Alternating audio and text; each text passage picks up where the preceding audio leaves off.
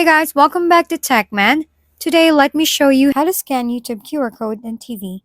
To scan a YouTube QR code on your TV, start by making sure the QR code is already displayed on your television screen, usually on a sign-in page of YouTube on TV.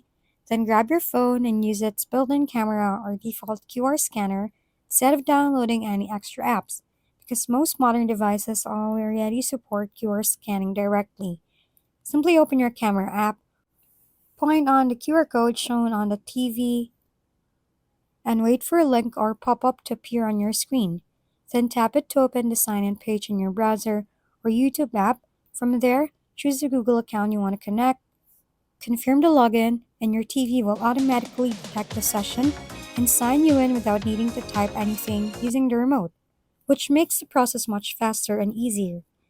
If the scan doesn't work right away, adjust your camera distance or brightness on the screen, or make sure your phone's camera permissions are enabled so the QR scan feature can function properly. If we've been helpful, kindly give us a thumbs up, and don't forget to hit the subscribe and bell button for more contents. For any questions and suggestions, comment down below.